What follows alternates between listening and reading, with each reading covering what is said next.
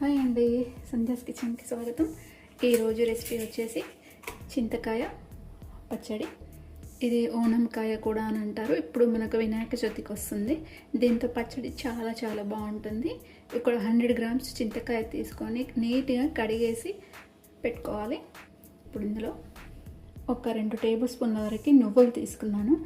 ఇవి వేయించిన నువ్వులు, అలాగే పచ్చిమిర్చి, మన రుచికి సరిపడినంతగా పచ్చిమిర్చి తీసుకోవాలి. ఇప్పుడు ప్యాన్ పెట్టుకుందాం. ఇప్పుడు ఇందులో ఆయిల్ వేసుకుందాము. కొంచెం ఒక 1/2 టీ స్పూన్ వరకు ఆయిల్ వేసుకోవాలి.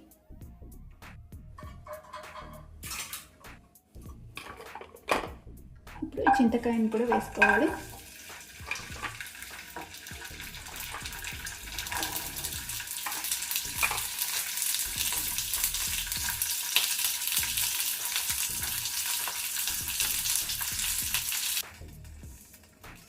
ఇప్పుడు ఇందులోనే ఈ పచ్చిమిర్చి కూడా వేసుకోవాలి.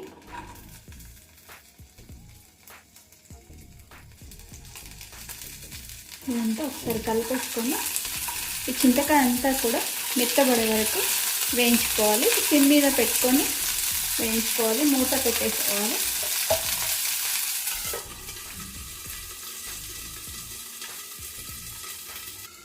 ఒకసారి మూత తీసి చూసుకున్నాము. మధ్య మధ్యలో కలుపుతూ ఉండాలి.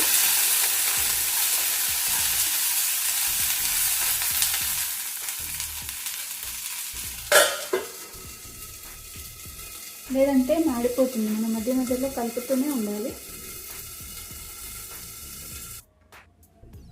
ఒకసారి మూత తీసి కలిపేసుకున్నాము. చింతకాయ అయితే ఉడికిపోయింది.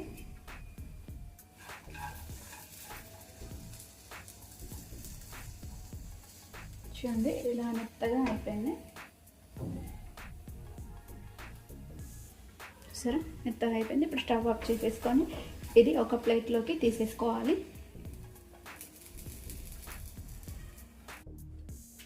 ఇలా ప్లేట్లోకి తీసుకున్న తర్వాత ఒక 2-3 నిమిషాలు అయితే చల్లబడుతుంది మనకు. ఇప్పుడు ఇది పక్కన పెట్టేద్దాము. ఒక జార్ తీసుకుందాము. ఇందులో వేయించుకున్న ఒక 2 టేబుల్ స్పూన్ల వరకు నువ్వులు తీసుకొని గ్రైండ్ చేసుకోవాలి.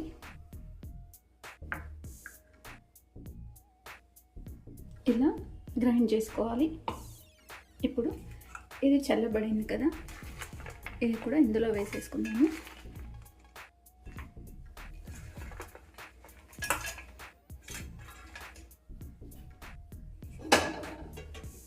ఇప్పుడు ఇందులో రుచికి సరిపడినంతగా ఉప్పు వేసుకోవాలి. 1 టీ స్పూన్ వరకు నేను దొడ్డుప్పు వేస్తున్నాను. కొన్ని కూడా వేసుకోవాలి. ఒక 7-8 వెల్లుల్లి పొట్టు తీసి వేసుకొని ఇదంతా కూడా గ్రైండ్ చేసుకోవాలి. చూడండి, ఈ విధంగా గ్రైండ్ చేసుకొని పెట్టుకోవాలి. ఇప్పుడు దీనికి తాలింపు వేసుకుందాము. ఇప్పుడు పాన్ పెట్టుకొని మనం చింతకాయ వేయించుకున్న దాంట్లోనే 1 టేబుల్ స్పూన్ వరకు ఆయిల్ వేసుకుందాము.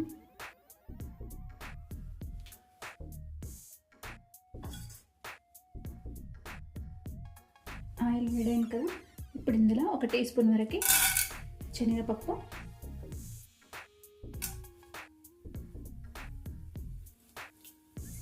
ఒక 1/2 స్పూన్ ఆవాలు, 1/2 టీ స్పూన్ జీలకర్ర, ఆవాలు కొంచెం చిటపటమనాలి. ఇప్పుడు ఆవాలు చిటపటమంటున్నాయి కదా, ఇప్పుడు ఇందులో ఒక ఎండుమిర్చి,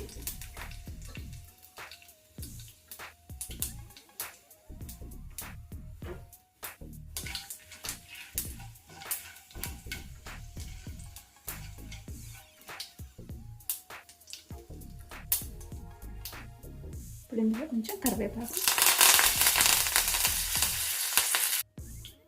ఇప్పుడు ఇందులోనే ఒక 1/2 స్పూన్ వరకు పసుపు కూడా వేసుకొని కలుపుకోవాలి.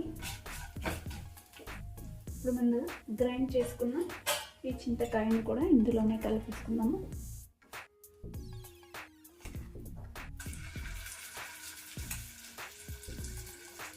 ఇలా వేసుకున్నాక కదా చింతకాయ పచ్చడి అంతా కూడా ఒకసారి కలిపేసుకుందాము. స్టవ్ ఆఫ్ చేసేసుకోవాలి.